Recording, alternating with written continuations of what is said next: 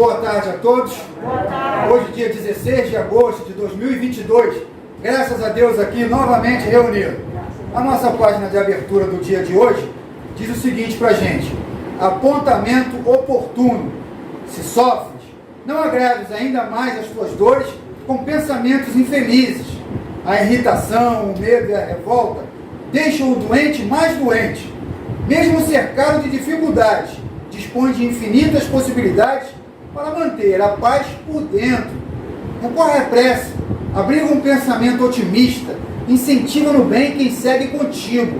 Sobretudo, confie em Deus, que não desampara seus filhos. Lembra-te de que no mundo as vidas seguem em direção ao seu porvir. É provável que em meio ao caminho surjam pedras e calhaus a vencer. Nada, porém, conseguirá impedir que deságues no mar do amor divino, onde fluirás da paz definitiva. Graças a Deus, vamos fechar nossos olhos e agradecer a Jesus, a Miguel Arcanjo, a oportunidade de mais uma vez estarmos aqui. Abençoe, Jesus, todas essas pessoas que estiverem na casa de Miguel Arcanjo. Abençoe seus amores também, porque muitas das vezes estamos aqui, mas preocupados, sintonizados com algum amor nosso que se encontra ausente.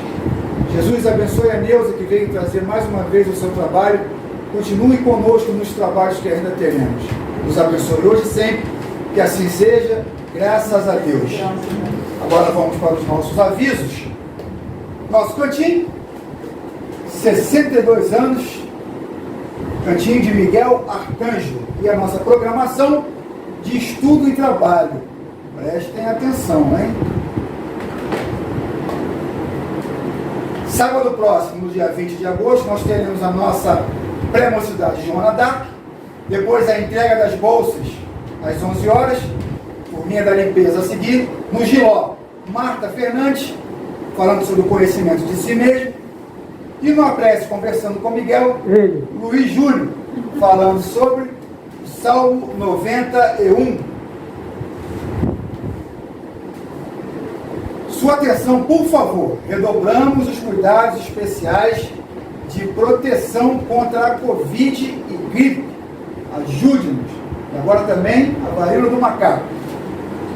E o nosso cantinho da saudade do dia de hoje vai para Valdeci, Luiz Almeida e Nilson. A vocês, amigos queridos, nosso carinho e a nossa gratidão.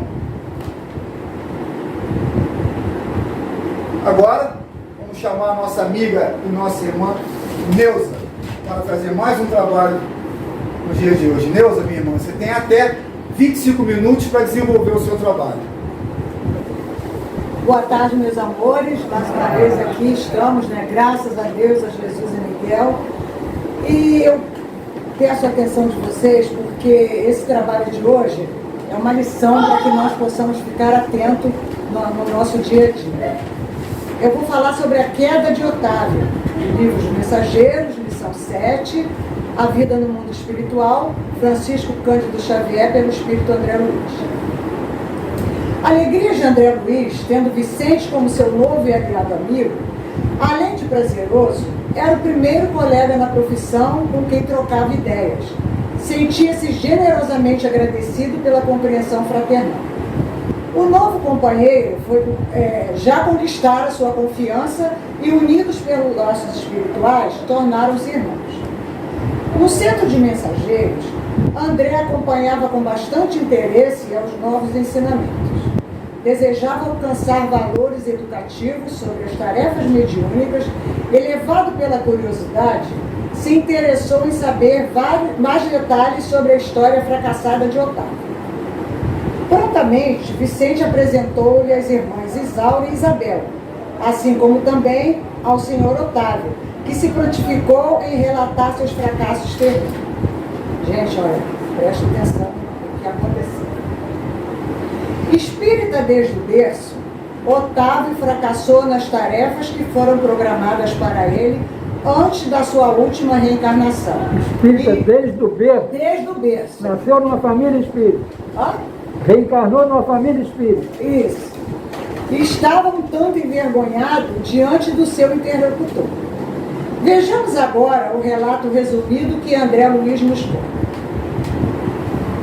frente de Otávio um pálido senhor que apresentava 40 anos. Também sou principiante aqui, expliquei. Quer dizer, isso o André falando com ele, né? Minha condição é a do médico falido dos deveres que o senhor confiou. Otávio, sorrindo, respondeu. Minutinho. Médium ou médico? Médico. É médico falido. É assim, minha condição é a do médico falido nos deveres que o senhor me confiou. Quer dizer, isso era o André Luiz falando com o Otávio. Otávio, sorrindo, respondeu. Possivelmente você, André, terá a seu favor o fato de haver ignorado as verdades eternas do mundo. O mesmo não ocorre comigo. Ai de mim!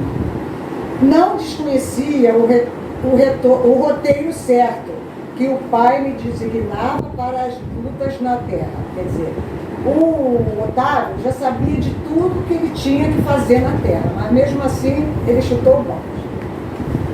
Dispunha de considerável cultura evangélica, coisa que, para a vida eterna, é de maior importância que a cultura intelectual.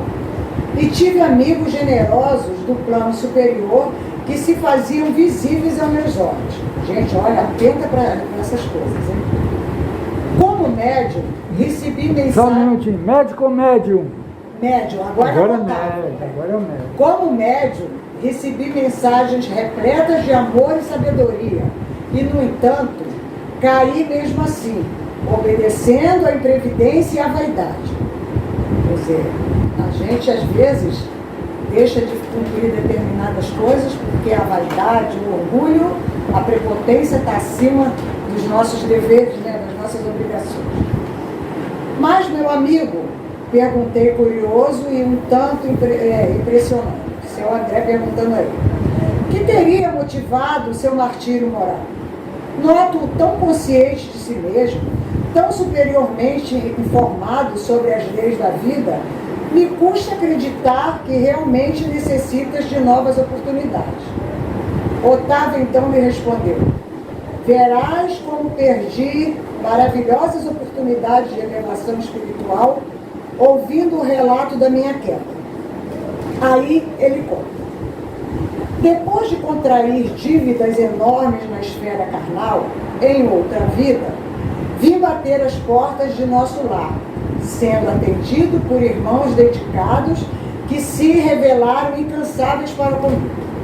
Preparei-me então, durante 30 anos consecutivos, para voltar à Terra em tarefa mediúnica, desejoso em saldar minhas dívidas e elevar-me espiritualmente. Gente, olha só o compromisso dele. Ele se preparou para voltar à Terra e saldar as dívidas, prometendo que ele iria ser um médium dedicado. O Ministério da Comunicação favoreceu-me com todas as facilidades e, sobretudo, entidades amigas movimentaram os maiores recursos em benefício do meu êxito. Olha quanta coisa ele teve a favor. Segundo a grandeza da alma dos meus benfeitores daqui, ser-me-ia concedido certo trabalho de relevo na doutrina espírita. Não deveria me casar, não que o casamento fosse oposto ao exercício da mediunidade, mas porque meu caso em particular assim ordenava. Solteiro, deveria receber aos 20 anos os seus amigos que muito trabalharam por mim em nosso lar, os quais chegariam ao meu círculo como órfãos. Vocês vão prestando atenção. Como órfãos. Órfãos, é muito interessante essa história.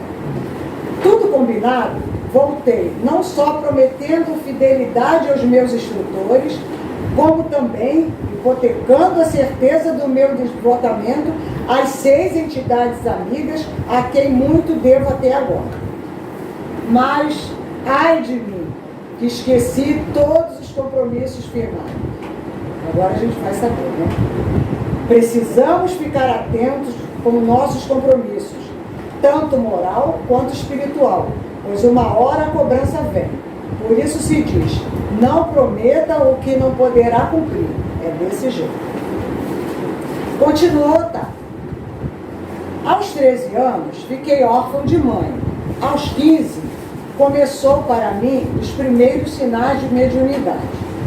Por essa ocasião, meu pai contraiu segunda núpcias. Apesar da bondade e cooperação que a madrasta me oferecia, eu me colocava num plano de falsa superioridade a respeito dela. Vivia revoltado entre queixas e lamentações descabidas. Em vão, minha mãe, do invisível, enviava apelos sagrados ao meu coração. Eu ignorava. Aqui observamos que o orgulho e o descaso em relação à fé deixa a pessoa vulnerável e sem controle, permitindo que os espíritos trevosos dominem o indivíduo. Continuou ele. Meus parentes conduziram-me a um grupo espiritista de excelente orientação evangélica, onde minhas faculdades poderiam ser postas a serviço dos necessitados e sofredores.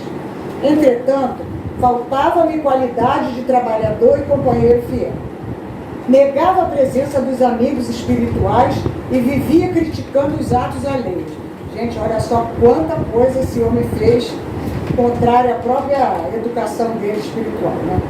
Outra coisa ele tem em comum conosco. Não, por isso que eu estou dizendo, essa lição é uma lição para a gente. Os bondosos amigos do invisível estimulavam o meu serviço, mas eu duvidava deles com a minha vaidade doentia. Como conseguissem os pedidos dos benfeitores espirituais, por mim interpretados como alucinações, procurei um médico que me aconselhou experiências sexuais. Olha que ponto ele chegou. Completaram então 19 anos e entreguei-me desenfreadamente aos abusos do sexo. Tinha pouco mais de 20 anos quando meu pai faleceu. Com o triste acontecimento, ficaram na orfandade 6 crianças desfavorecidas, porquanto minha madrasta, ao se unir com meu genitor, trouxera para sua dependência 3 pequeninos. Em vão, implorou-me socorro a pobre viúva. Passado 2 anos da viuvez, minha infeliz madrasta foi recolhida ao leprosário. Afastei-me então dos pequenos órfãos, tomado de horror. Abandonei-os definitivamente, sem refletir, que lançava meus credores generosos de nosso lar a destino incerto. Quer dizer, na realidade, os 6 órfãos nada mais eram do que os espíritos superiores que o ajudaram naqueles 30 anos que ele ficou em nosso lar para voltar à Terra. Né? Dando largas, ou seja, liberdade ou ociosidade, cometi uma ação menos digna e fui obrigado a casar-me, continuando a tragédia que inventei para meu próprio tormento. Meu Deus, quanto horror! A esposa que me unira, tão somente por desejos condenáveis, era criatura muito inferior à minha condição espiritual e atraiu uma entidade monstruosa em ligação com ela para tomar o papel do meu filho. Releguei à rua, ou seja, abandonei a própria sorte, as 6 carinhosas crianças cuja convivência concorreria decisivamente para a minha segurança moral, mas acompanhei o filho, ao que lhe pareceu, e cumpriram-se da vingança. Quer dizer, ele não fez questão de manter as 6 crianças ao lado dele, que seria, de uma certa forma, uma oportunidade para ele se regenerar, né? Pelo contrário, ele estava ligado a um espírito trevoso, que não tinha nada a ver com ele, e aí, quer dizer, o caos foi maior ainda. Torturavam-me ambos até o fim da minha existência terrena, quando para aqui regressei, mal tendo completado 40 anos, corroído pela sífilis, pelo álcool e pelos desgostos, sem nada haver feito para o meu futuro eterno, sem construir coisa alguma no terreno do bem. Envergonhado, enxugando os olhos e com certo temor, concluiu: como podes ver, realizei todos os meus condenáveis desejos, menos os desejos de Deus. Ou seja, né? Ele queria aproveitar, usufruir, mas nada do que ele foi treinado ele fez. Por isso, fracassei, agravando meus antigos débitos. Nesse instante, calou-se como se alguma coisa invisível lhe apertasse a garganta. Vamos agora tentar entender. A mediunidade é um atributo do espírito, não depende de qualidades humanas para existir na sua função natural. No entanto, há leis que asseguram a sua posição no campo em que opera. O médium pode transmitir mensagens de alto teor educativo e científico em favor da humanidade, como também servir de canal para espíritos zombeteiros e pseudos sábios. Essa variação está na dependência de como o médium leva a vida, seus sentimentos e as condições espirituais que vibram em seu coração. Não basta somente ter boa vontade. É necessário ter compreensão do objetivo da sua determinação imperativa e trilhar os caminhos que a ordem e a moralidade impõem, numa vida pontuada nas diretrizes da luz espiritual. Continuando, Otávio falou para André. Possivelmente o amigo terá a seu favor o fato de haver ignorado as verdades eternas no mundo. O mesmo não ocorreu comigo. Não desconheci o destino certo que o Pai me designou para as lutas na terra. Dispunha de considerável cultura evangélica, coisa que para a vida eterna é de maior importância. Tive amigos do plano superior que se faziam visíveis aos meus olhos. Recebi mensagens de amor e sabedoria. Lamentavelmente fracassei. Então, guias espirituais todos nós temos, pois isso é uma lei nascida da misericórdia de Deus. Precisamos saber se respeitamos esses companheiros da espiritualidade maior, não os envergonhando com os nossos atos impensados e refletidos. É de grandiosa importância que os convidemos, quer dizer, os espíritos, os nossos guias espirituais, para assistirem o que pensamos e o que falamos. Sentindo suas presenças em nossas vidas, ouvindo, devemos pensar, falar e agir com mais segurança. Não podemos ignorar os nossos companheiros espirituais. Sentimos seus pensamentos, permeando os nossos, chamando-nos para o trabalho. O médium espírita não pode se esquecer dessa realidade. Trabalhar na seara de Jesus é preciso. Esse texto de André Luiz ajuda-nos a entender que mesmo quando temos planejamento definido pelos benfeitores espirituais antes da reencarnação, sempre teremos liberdade para agir e fazer da nossa vida o que quisermos. Para isso, o Criador nos dá o livre-arbítrio, decidindo o que for de melhor para nós. Mas nem sempre decidimos o melhor, não é? Essa mensagem de Emmanuel nos esclarece e torna compreensível esse texto. Nós, o bem e os espíritos superiores. Quem ajunta amigos, amontoa amor. Quem amontoa amor, acentua poder. Quem amontoa amor, acumula poder. Aprende assim a agir com justiça e bondade, e teus roubos subirão sem entraves, amparados pelos veículos da simpatia e gratidão. Porque o justo, em verdade, onde estiver, é sempre um cooperador de Deus. Ama e compreenderás. Compreende e servirás sempre mais a cada dia, porque então permanecerá sob a glória da luz, inacessível a qualquer inserção das trevas. Ou seja, não terá acesso à invasão da escuridão completa sobre nós, já que estaremos protegidos pela gloriosa luz do Criador. Graças a Deus. Obrigado, Deus. Então, gente, olha, eu achei assim esse trabalho top, porque eu acho que esse livro Mensageiro, quem tiver oportunidade, lê e assim, eu pelo menos eu tenho esse hábito, eu leio e fico imaginando as coisas. Então, gente, é incrível como cada lição que a gente lê, cada coisa, e eu volto lá no Nosso Lar também, que tem coisas assim que eu pego o Mensageiro, aí eu pego os capítulos do Nosso Lar. É incrível como é uma lição para que a gente possa minimizar um pouco os nossos erros, né? Porque a estrada é longa, nós temos muito para percorrer e aprender, né? e pôr em prática que é mais difícil. Mas precisamos, né? Soldado no quartel quer ter serviço, temos que trabalhar. Obrigada pela atenção de vocês, pelo carinho, e que Jesus e Miguel Arcanjo, Maria Santíssima nos abençoe sempre, tá? Obrigado. Um beijo no coração. Vamos agora para o nosso passe coletivo, aquele momento que conversamos com o Miguel, colocamos para ele nossa dificuldade, nossos medos, nossas enfermidades, mas também é um momento que a gente agradeça tudo que ele faz por nós. Muitas das vezes nem tomamos conhecimento, mas ele fez.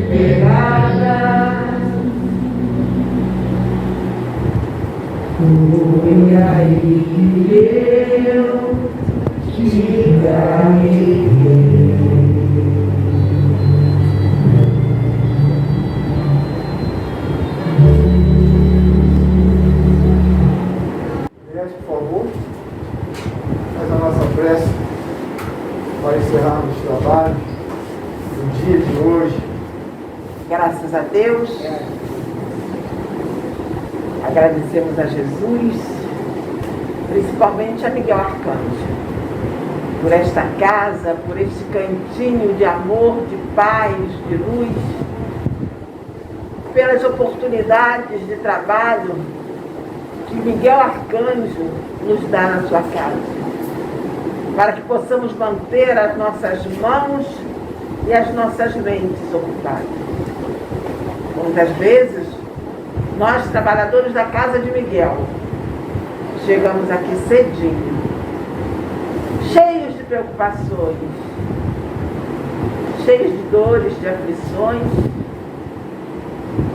e aqui ouvimos tantos irmãos com as suas dificuldades, cercando a nossa casa, e nós esquecemos das nossas dores.